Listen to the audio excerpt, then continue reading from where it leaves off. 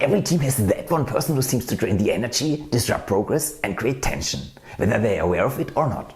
The real danger? These toxic colleagues often fly under the radar, blending in while subtly undermining the work and dynamics of the team. And in the worst cases, they can completely derail high-performing teams. So how do you handle these toxic behaviors without getting caught up in the drama? Let's break down 9 types of toxic colleagues that sabotage team performance and show you the strategies to handle them effectively. Because the truth is, ignoring the problem only makes it worse. Toxic colleague number 1, the chronic complainer. They always find something to complain about, be it management, deadlines or the team itself. Their negative energy is contagious and can quickly erode the optimism and motivation of the entire team. How to handle them? Acknowledge their concerns, but set boundaries around complaining. Redirect their focus to solutions by asking, what can we do to fix this? Encourage a constructive dialogue instead of just venting. Toxic colleague number 2, the credit thief.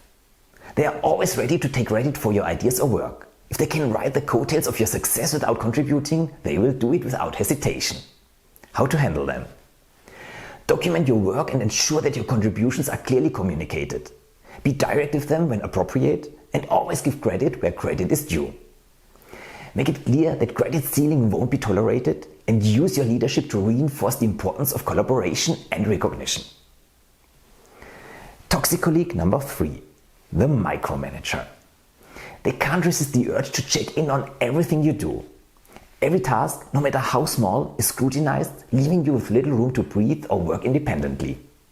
How to handle them? Set clear expectations upfront and ask for autonomy on certain tasks. Keep them informed, but be firm about needing space to complete your work. If necessary, have a direct conversation about their micromanaging behavior and how it's impacting your productivity and morale. Toxic colleague number 4, the gossip.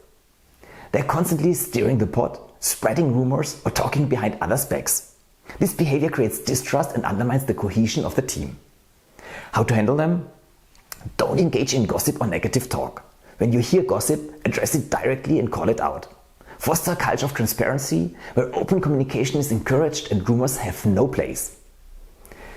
If it continues, it may be time for a more serious conversation with HR. Toxic colleague number 5, the know-it-all. They act like they have all the answers, dismissing anyone else's ideas or opinions. Their arrogance can stifle creativity and demotivate others from contributing. How to handle them? Be patient but assertive. Don't let their attitude shut down your ideas. Make space for others to speak up by actively encouraging contributions. When necessary, provide constructive feedback about how their behavior is impacting the team's openness and creativity. Toxic colleague number 6, the passive-aggressive. They never directly address problems but instead use sarcasm, backhanded compliments or silent treatment to express frustration. This indirect style of communication is frustrating and toxic to the team morale. How to handle them? Confront the issue calmly and directly. Let them know you prefer open communication and ask them to express their concerns in a more straightforward way. If the behavior continues, involve a manager to help address the underlying tension. Toxic colleague number 7, the slacker.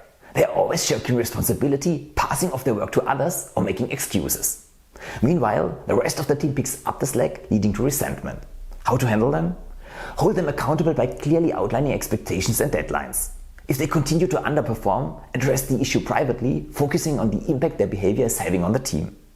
Encourage them to take ownership of their work or suggest consequences if the pattern persists. Toxic colleague number 8, the overly competitive. Instead of collaborating, they view the team as a competition, trying to outshine everyone else and create division.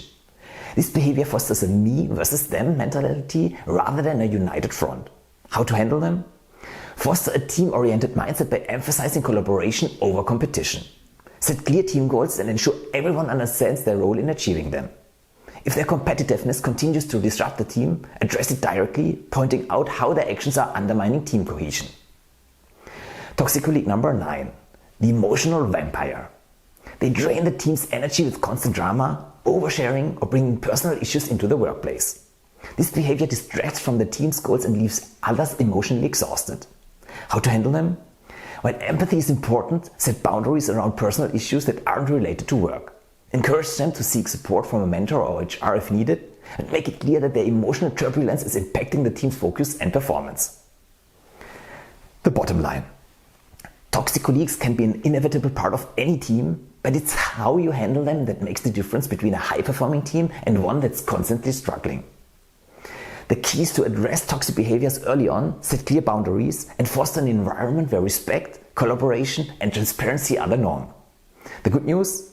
You don't have to tolerate toxicity. You can manage these behaviors with strategic communication, leadership, and a focus on maintaining a positive team culture. So, ask yourself, is there a toxic colleague that's holding the team back? And what action can I take to address it? The power to turn things around is in your hands. If you found this video helpful, don't forget to subscribe and check the comment section for free PDFs on leadership, high performance, and personal development. Thank you for watching.